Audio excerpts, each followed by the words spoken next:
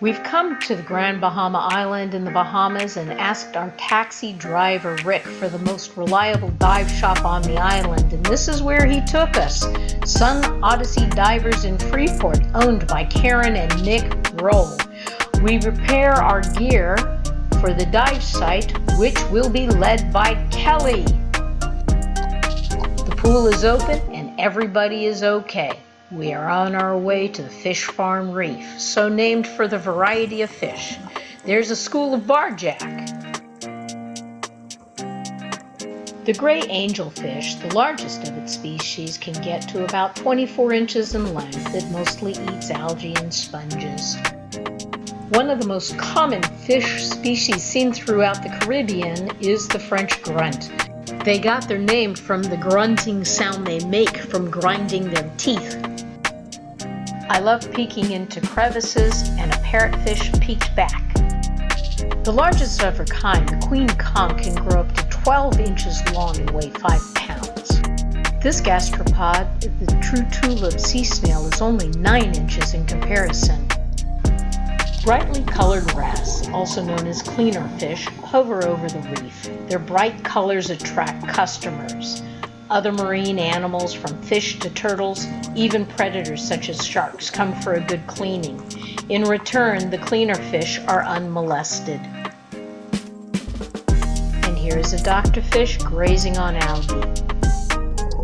The chain moray eel, like all eels, forces water through its mouth past its gills in order to breathe. It can get 6 feet long.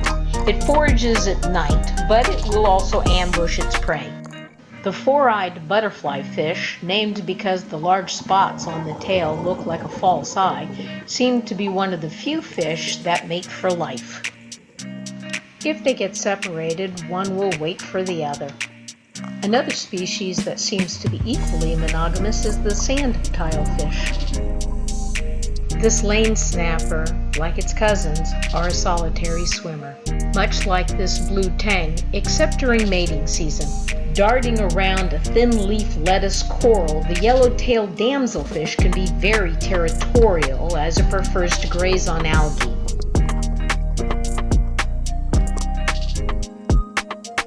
A solitary swimmer, the cornet fish spends its time along seagrasses and coral reefs searching for food.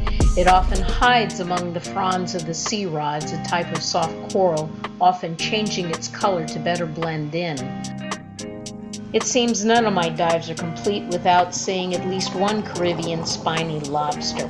And unlike its cousin to the cold north, this one is long, spindly antenna and no claws. The far side of Fish Farm Reef is covered with elkhorn coral. Black sturgeon triggerfish, while often solitary swimmers, pass over the reef in a small school. Small fish will find ample shelter under the broad branches of the elkhorn coral, such as the school of yellow-tailed snapper. Corals are critical, not only providing food and shelter to marine life, they also produce 70% of the world's oxygen. Some blue-striped grunt and a pair of four-eyed butterfly fish also find refuge in the elkhorn coral as a small school of barjacks go by. The beautiful fish on the reef is the blue chromis, but because of high demand for aquarium trade and decline of coral habitat, they are threatened. The side spot goatfish has 2 fleshy whiskers, which it uses to search for prey hidden under the sand. Hiding under a ledge and waiting for dark is a black bar soldierfish. With its large eyes adapted to the dark, it comes out to feed on small crustaceans and plankton. Sharing the shade of his overhang is a porcupine fish, another night hunter. Slow and docile, its preferred diet is snails, hermit crabs, and sea urchins, which it easily cracks open with its strong jaws and teeth that are fused together. While the porcupine fish can grow an impressive 3 feet long, this one is only 2 feet long. And keeping the den clear of algae is the gold-tailed demoiselle. We're following a few sergeant major fish and a school of French grunts past an outcropping of soft fan coral and sea rods. where a doctorfish, similar to the blue tang, constantly grazes on algae. Without algae grazers, the coral would soon become smothered and die. Parrotfish play the most important part in keeping algae growth in check. With their fused front teeth and powerful jaws, some of the coral exoskeleton gets scraped away. Christmas tree worms are small worms that burrow into live coral. They have two brightly colored spiral crowns that they use for breathing and catching food.